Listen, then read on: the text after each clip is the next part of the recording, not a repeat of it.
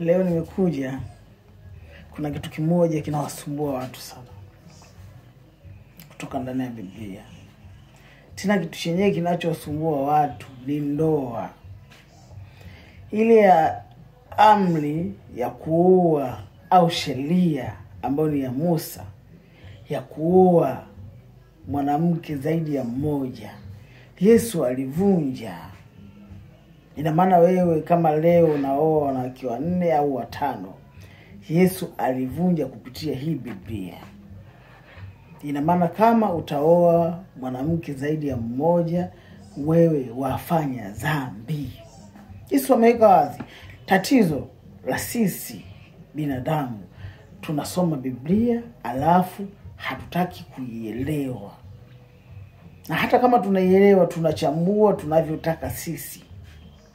Kwa mfano, Yesu alipotokewa na wale wakuu wa makanisa au wa masinagogi, wakamuuliza hivi, mwalimu mwema, Musa alituambia kama ikitokea tumekosana na wake zetu, tunaruhusiwa kuacha wake zetu na kuoa wake wengine.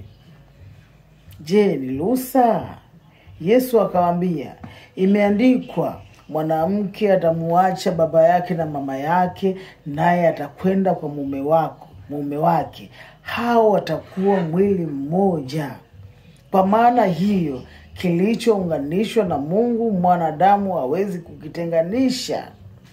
Yesu anasema hivyo. Kisha akaongezea, kwa sababu alijua hivi vitu lazima viwepo, isipokuwa kwa zinaa. Mtu anaweza kumwacha mke wake, kwa sababu alijua nyinyi hamwezi kuvumilia. Wewe ukimfumania mke wako anazini, lazima utataka kumwacha tu. Akasema isipokuwa kwa zinaa. Lakini pia huyo mtu akimwacha mke wake na kuoa mke mwingine, azini.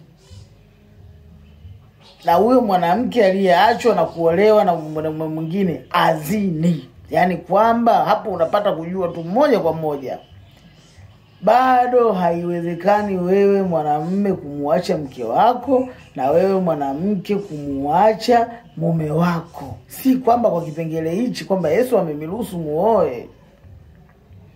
Sasa kama wewe umemwacha mke wako kwa sababu ya zina, umeruhusiwa, alafu unaambiwa pia huyo mtu ambaye anamuoa acha mke wake na kuoa mke mwingine, azini, na wewe mwanamke aliyeachwa na mume wake, azini. Sasa umeruhusiwa nini hapo?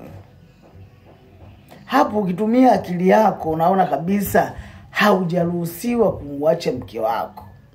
Bali Yesu, na ndio maana amesema isipokuwa kwa zinaa. Lakini huyo mtu akimwacha mke wake pia azini, huyo mume akioa mke mwingine pia azini. Kwamba maana yake sasa anamaanisha kama ikitokea vitu hivyo, muite mke wako, ita wakubwa, kisha muliongelee hilo swala. Mke wangu bwana, umefanya hivi na hivi na hivi na hivi na hivi, sio vizuri, hata Mungu wetu hataki. Mimi na wewe tumeunganishwa kuwa mwili mmoja hapa duniani mpaka ahera. Sasa haya mambo unayoyafanya usifanye mke wangu, kwa sababu haya unamkosea Mungu. Mwambie mke wako, akifanya vile mwambie, akifanya vile mwambie. Maadamu wewe unamwambia, lakini huyo ni mke wako kwa maisha yako, kwa sababu Mungu alikupa huyo kuwa mke wako wa maisha yako.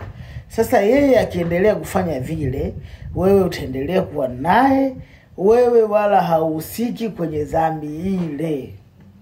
Na ndio maana Yesu alisema isipokuwa kwa zinaa. Lakini pia huyo anemwacha mke wake na kuoa mke mwingine, azini, kwa sababu bado nyinyi hamjakaa na kutoka kwenye dhambi, mmeruhusu dhambi iishi ndani yenu.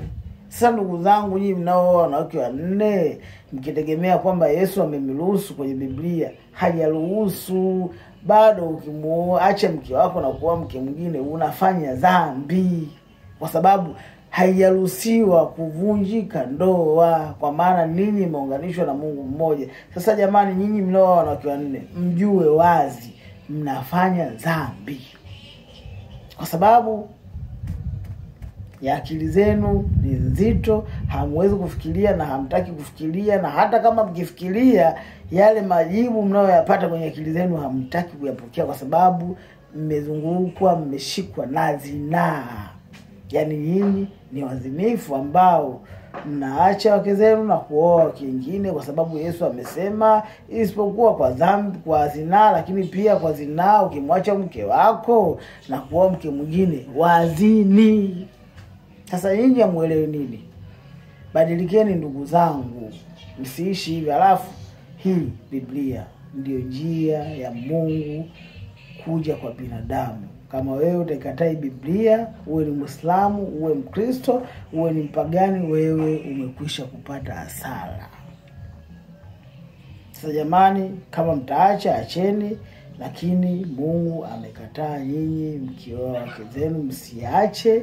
Huyo mwanamke uliyepewa mmoja na Mungu wako ndio mke wako, hata kama akiwa na mapungufu ndio mke wako, bali muambie acha kufanya hichi. Akifanya, wewe ndugu yangu huhusiki, huna dhambi. Sasa kama wewe umeishi naye yule mwanamke anafanya vile na umwambie asikii, lakini wewe kama ukimwambia akiwa anaendelea vile, wewe ukiishi kujua yule ni mke wako na ni mke wako, wewe hauna dhambi kwa Mungu. Sasa kama leo umemwacha yule mwanamke na kumwoa mwanamke mwingine, kwa Mungu unaonekana wewe una dhambi. Yaani wewe ukimwacha mke wako na kuoa mke mwingine wafanya zinaa vile vile. Kizuri kipi? Ni bora uishi na huyo mke wako, bali kaa naye chini, muambie, waite wazee, muambie. Kama hatosikia, wewe ishi hivyo, muambie, atakufa na dhambi zake. Sawa ndugu zangu, msioe wanawake wanne, mnafanya dhambi.